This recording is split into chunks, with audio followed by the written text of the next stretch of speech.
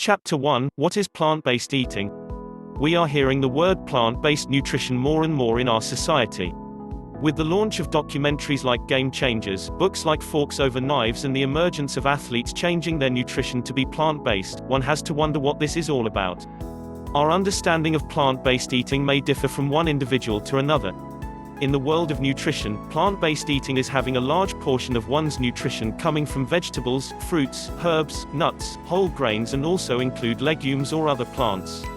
Plant-based eating: a spectrum of plant-based nutrition options is available to you.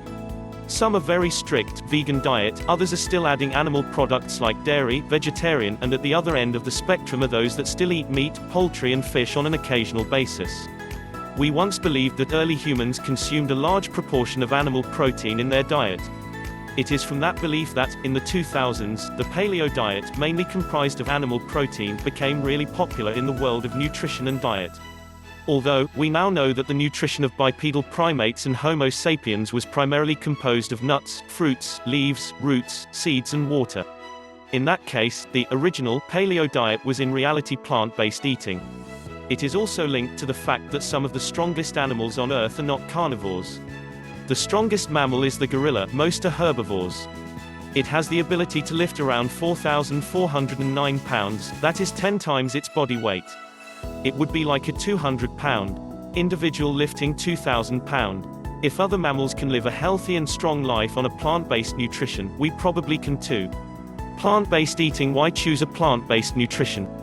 Many reasons exist for choosing a plant-based nutrition. We will discuss in more detail some of those reasons, but here's our top 5 to 1. Improve your health. Most Americans consume double the recommended daily intake of protein, which can also cause issues with digestion. By reducing your intake of animal food, you will most likely reach the recommended daily intake of protein without surpassing it. In addition, an increased consumption of vegetables, grains, and beans will bring more fiber into your nutrition. Most Americans don't consume enough fiber, and that can lead to inflammation of the digestive tract, constipation, and hemorrhoids. 2. Succeed in weight loss and weight management. In general, individuals who are on a plant-based nutrition tend to consume fewer calories than individuals who consume animal protein. That is because most of their calories are coming from healthier options and fewer calories per weight. Plant-based eaters tend to eat less processed food and avoid meat-focused restaurants like fast food chains that provide unhealthy meal options. Plant-based eating. 3. Prevent or manage a chronic disease. As you will see in the next section, research demonstrates that individuals on a plant-based nutrition can prevent chronic disease, reduce obesity, and mostly encourage a healthy lifestyle and increase the quality of life. 4. Stop spending on supplements. Did you know that our nation's population spends more than $30 billion a year on supplements? What if you didn't need to waste that money? With a plant-based nutrition, you are more likely to receive all the nutrients you need from natural sources like legumes, vegetables, and fruits. Not only does this save you money, it also saves you from trying to remember to purchase and consume supplements. 5. Save our planet. Agriculture uses approximately 70% of our fresh water, globally on average. That said, the production of meat requires around 1,000% more water. 1 kilogram requires from 5,000 to 20,000 liters of water than some grains like wheat. 1 kilogram of wheat requires between 500 and 4,000 liters of water. In addition, a lot of the grain is cultivated to feed the animals we eat, and if we started eating that grain and reduce our consumption of meat, less water and fewer resources would be used to produce animal food. Plant-based eating. Chapter 2: The science behind plant-based eating. Research shows that we need more fruits and vegetables in our plates to prevent chronic disease and help with our weight management. In the next section, you will learn about what we need more in our nutrition intake: vegetables, fruits, fiber, and what we need less: sodium, sugar, protein, in order to live a healthier life. Fruits and vegetables. Plant-based eating means that you have a large proportion of your meal that comes from plant-based food. That said, fruits and plant-based eating. Vegetables are often the number one thing that comes to mind when we think of a plant-based nutrition. According to some studies, only 15% of our population is able to meet the minimum requirement of daily recommendation for fruits, and even less, 10%, for vegetables. Experts in nutrition all across the world agree that the insufficient consumption of fruits and vegetables contribute to the obesity epidemic and chronic disease related to poor nutrition, especially in our country. A report published by the World Health Organization (WHO) recommended that a daily intake of 400 grams of fruits and vegetable would contribute to preventing chronic diseases which include diabetes, heart disease, cancer and obesity. To put this in perspective, one tomato is approximately 75 grams while a medium-sized potato is about 150 grams. For fruits, a medium apple is about 150 grams and a small kiwi is around 75 grams. Fiber. As mentioned earlier, fiber is lacking in the nutrition of Americans. It is recommended to consume from 25 grams women to 38 grams men of fiber on a daily basis. Unfortunately, we consume an average of 15 grams daily. That is not enough for most of us and can have a negative impact on the bowels and cause constipation or hemorrhoids. Plant-based eating. According to research, an increased intake in fiber can help prevent and reduce heart diseases, diabetes, and colon cancer.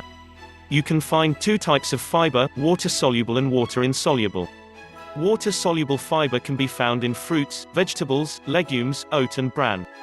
Since water-soluble fiber absorbs water during digestion, it can help decrease or prevent constipation. Fiber is also known to decrease the blood cholesterol levels.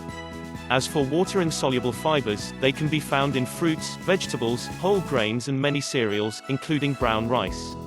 The insoluble fiber wears that name because they remain unchanged during the digestion and help with digestion, encouraging a regular movement in the intestine. Here's the approximate amount of fiber found in various plant-based foods: 1/2 cup of black beans, 7 grams 1/2 cup of cooked broccoli, 5 grams 1 apple, 4 grams 1/2 cup bran cereal, no sugar, 14 grams 1 cup cooked brown rice, 3.5 grams 1 cup of oatmeal, 4 grams sodium. Sodium might be considered a plant-based food, but there is a strong warning to decrease our consumption so that we don't exceed the requirements of 2,300 milligrams of sodium consumption daily. The salt shaker in your kitchen is rarely the culprit. The sodium usually comes from highly processed foods, frozen aisle in the grocery store, and restaurant meals. For example, a fast food burger can have twice the sodium a homemade one has. According to some research, individuals who regularly consume a meal at fast food restaurants were approximately 296 milligrams above the recommended daily intake. Other studies indicate that individuals who had a plant-based nutrition with reduced sodium consumption, 2,300 to 1,500 milligrams a day, showed a reduction in blood pressure and increased weight loss. That said, it is important to understand that plant-based food doesn't always mean healthy food. Sugar is the other plant-based food to beware of. Sugar. Did you know that we are among the largest sugar producers in the world? And we are also high consumers of sugar, third country in the world after India and China. The average American will 15 plant-based eating consume 152 pounds, 625 pound bags of sugarcane of sugar a year. Some people will try to convince you that some sugars are better than others. It is true that different types of sugars will have a different impact on your metabolism. But sugar remains something that you should not consume in a large quantity, no matter if it is coming from fruit juices, honey, or a muffin. It is recommended to stick to less than 50 grams of sugar a day. A packet of sugar is about 4 grams, 1 glass of cow milk is around 14 grams of sugar, a popular brand of store-bought muffin is approximately 32 grams of sugar added. We challenge you to start looking at the labels of the food you eat on a daily basis and identify the amount of sugar intake you get from those foods. You will be quickly surprised to see that sugar is added to so many products we purchase. Even canned vegetables can have added sugar. By reducing your sugar intake, you increase your chance of losing weight and staying healthy while preventing chronic disease. Reading labels can be difficult. Look for the word sugar on the nutrition label. You will see how many grams of sugar there is in the product.